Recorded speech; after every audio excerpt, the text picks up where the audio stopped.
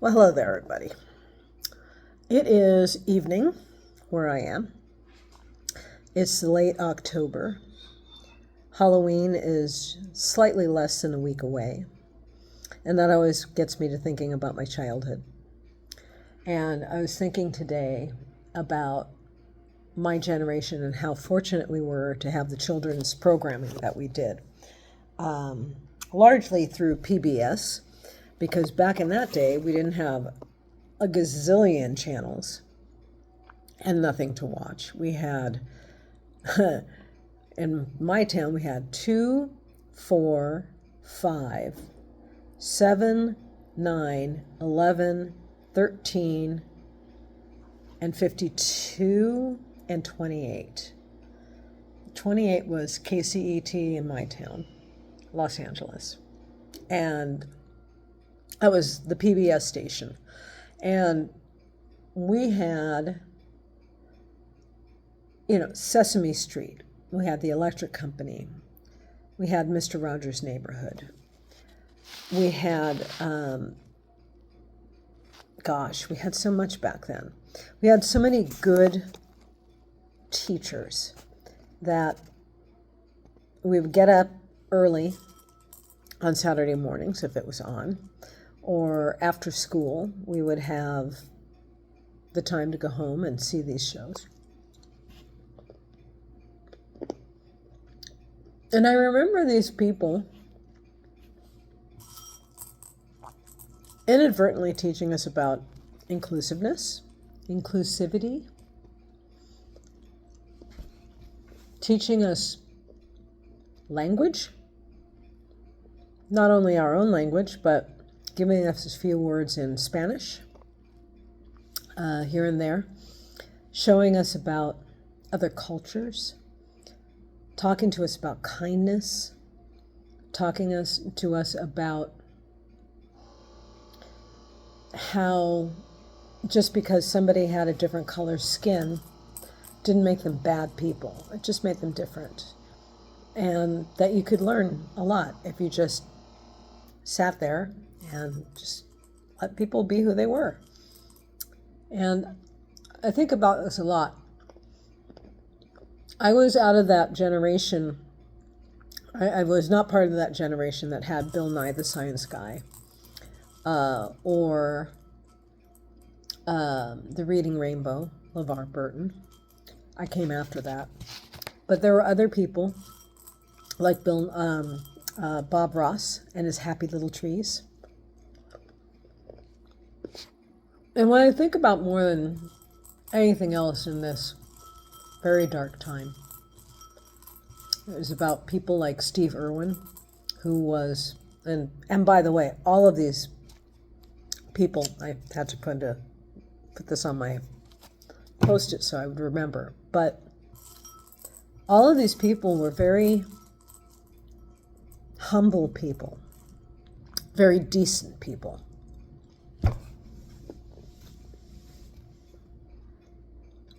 And they took their time to teach kids how to be better humans. And I just recently saw on my feed Steve Irwin talking about how once his kids were grown up enough to take over the conservation efforts that he had started them out on, that he would happily step aside because his job would be done. And that really hit me in the heart. And I came to think about how Fred Rogers, Mr. Rogers, from Mr. Rogers' Neighborhood, saw that there was a big stink going on about Black kids and Black people being allowed in the same swimming pool as white people. And how he had somebody come onto his show, who was a Black man, who was in the neighborhood, in his fictional neighborhood. He was a postman. And he said, "It's a hot day. Why don't you come and soak your feet in my pool?" And they sat there with their little bare naked feet, Mr. Rogers, and I don't remember what the gentleman's name was. It was just the postman. Mr. Postman, I don't know. And they sat there and chit-chatted about a few things, and they were teaching us. They were teaching us about not being bigoted, about being inclusive. Steve Irwin taught us that our environment is important, that the animals that live in our environment are important. Even if they're big, ugly crocodiles or big old snakes or whatever, they're all worth getting excited about and happy about. How Bill Nye told us to take care of, the environment. And all of these people, Sesame Street, the electric company, all of these folks, when we grew up with this, my generation grew up with this. And it is so insanely disappointing to me that so much of my generation have turned out to be supportive of the current administration. Because the current administration is none of those things that we grew up with. The current administration is nothing like what Fred Rogers ever would have tolerated. He would have been very classy about how he disapproved, but he would have disapproved. How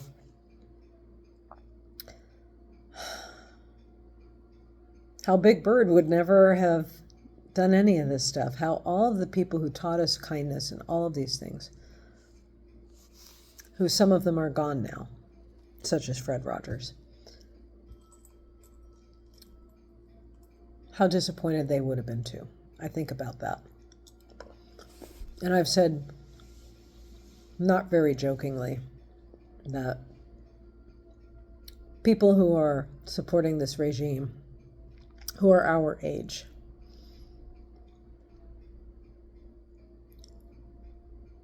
those people should be ashamed of themselves because we were taught better. Yeah, we doubtless, because of whatever region that we were growing up in, we had those things, those factors.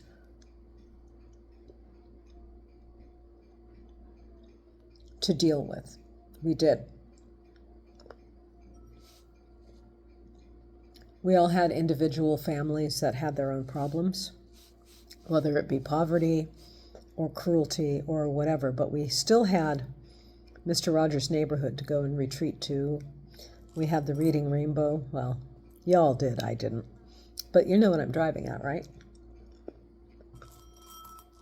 We had all of these people who gave us the best of examples, so that even if we were unparented, unmothered, unfathered, that there would be a figure that was like that we could look up to and try to model ourselves after. And I think that even though these people, the ones who are gone now, that is, would have been disappointed in us, they would have encouraged us to look into our hearts and rethink our standpoint, rethink the justification for being cruel, or the justification for mocking people who have food insecurity. I can't imagine Mr. Rogers ever being cool with that. Because Mr. Rogers, in his real life, he was a hardcore Christian. But what Christianity was supposed to be about. Not all this bullshit that's going on today. And here I sit with my bowl full of chocolate chips. And I think about how I want to carry on their legacy. I know, it's ridiculous, isn't it? People who are dead and gone. But people who who did teach me about basic human decency, how important it is to be decent to your neighbor and kind to your neighbor and considerate, and to understand how we're all connected. I think about that a lot, especially right now. And Gen X in particular, because you're my peeps. I want to ask you to go back to those times. Heck, go back and watch Mr. Rogers for a little bit. It's on Netflix. It's easy to get a hold of. And try and recapture that feeling of being a child that sat in front of that television, that big fat frickin' television, which is a piece of furniture at that time. Think about how it was to watch Fred Rogers take off his coat, put on his little sweater, take off his shoes, put on his little slippers, and sit down and talk to you about kindness and life and how you were okay just the way you were. Go back and watch some of those guys. I think it's important that we go back to that, because this regime is anything but what we were brought up to be. Yeah.